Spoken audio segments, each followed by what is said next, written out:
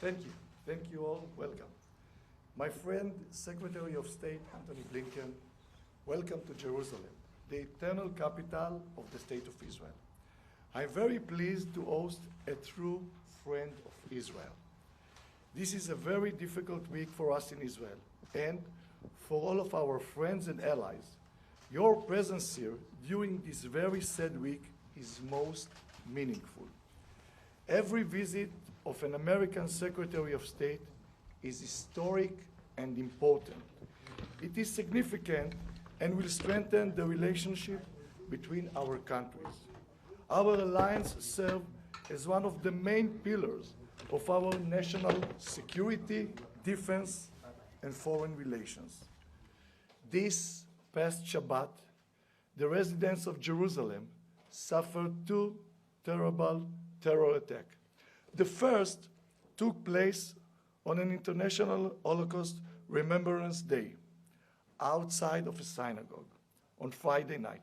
7 Israeli civilians were murdered by a Palestinian terrorist. They were killed just because they are Jews. The very next day, a 13-year-old Palestinian terrorist, filled with blind hatred, which he learned from his parents, his school, and his society, shot and wounded an Israeli father and son who were on their way home from Shabbat prayer services. Palestinian incitement stemming from terrorist organization and the Palestinian Authority has real and deadly implications, provoking violence and terror against innocent civilians. This must be stopped.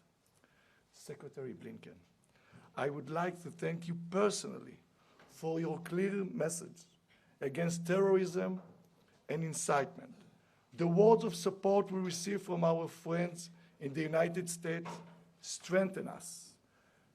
We received many messages of support from leaders around the world, including many Arab and Muslim countries, who were shocked by these attacks and expressed their sorrow. It is truly heartwarming to know that Israel has so many friends around the world. My friend Antony, the Middle East has changed dramatically as a result of the signing of the Abraham Accords, which was led by the United States. This agreement increased regional stability and economic prosperity.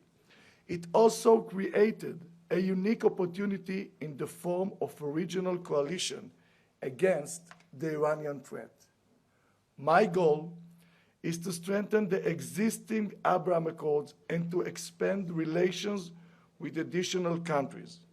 In order to achieve this goal, we need your leadership, Secretary Blinken, and of the United States, which has been with us every step of the way in expanding peace in the region.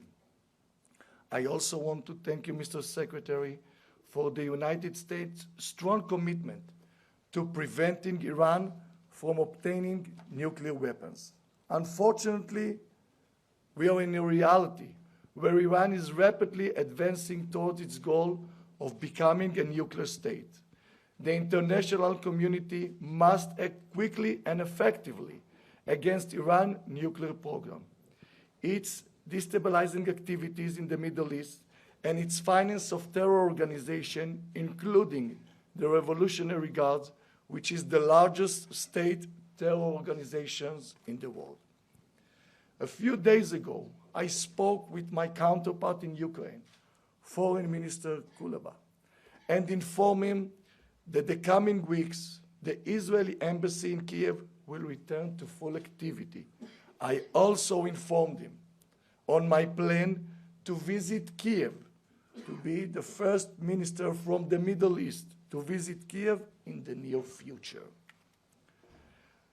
I want to thank you, Secretary of State, for the good news that the citizens of Israel received today regarding to the visa waiver.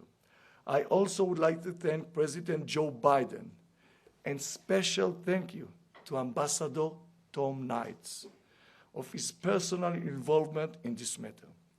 we will take all the necessary measures, including legislation, in order to meet the requirements by the end of this year.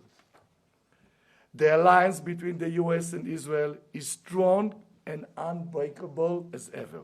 Even though we may have some differences of opinion on certain issues, we will always remain friends and will always be able to discuss our differences in a friendly manner and reach agreements.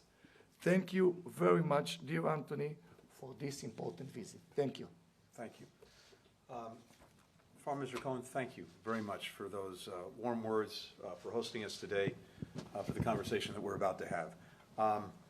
I had a chance to speak with Eli, I think, on your second day in office. We dove right into a conversation on a wide range of regional and global issues. And it's simply a powerful reflection of our mutual interests, our decades-long security partnership, which transcends any one administration in either Israel or the United States.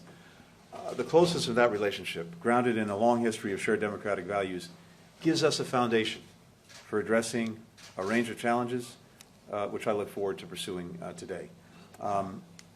We covered a lot of ground as well in the meeting with the Prime Minister a short while ago.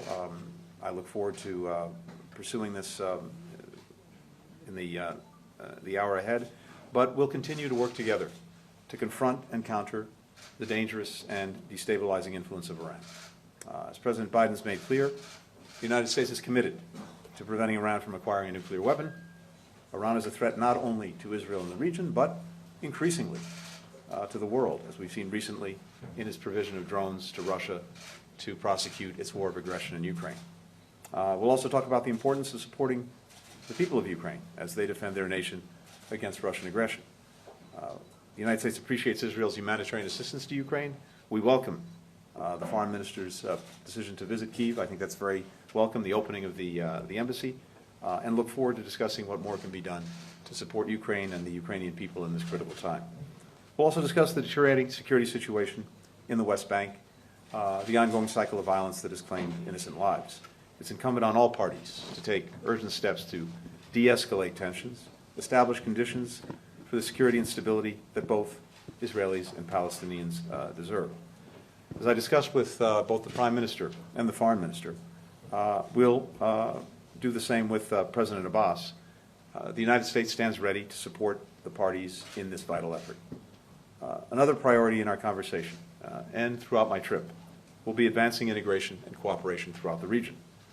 I look forward to discussing with the Foreign Minister how we can build on last month's truly historic meeting in Abu Dhabi of the Negev Forum working groups, together with our partners from Bahrain, Egypt, Morocco, the United Arab Emirates. We came together, and more officials from those countries in Israel together in the same place than at any time since the Madrid conference many decades ago. The goal for both of us is to expand the circle of peace, and we're determined to pursue that. So there's a lot of ground to be covered in what I'm sure will be the first of many meetings in the weeks and months ahead. But let me also just conclude where I started the day at the airport, which is to reiterate the deep condolences of the United States, its government, and its people for the 7 Israelis who were murdered by a terrorist a few days ago. We stand in solidarity with all the people of Israel as they confront terrorism. We will do so together. Thank you. Hi everyone, George Stephanopoulos here. Thanks for checking out the ABC News YouTube channel. If you'd like to get more videos, show highlights, and watch live event coverage, click on the right over here to subscribe to our channel, and don't forget to download the ABC News app for breaking news alerts. Thanks for watching.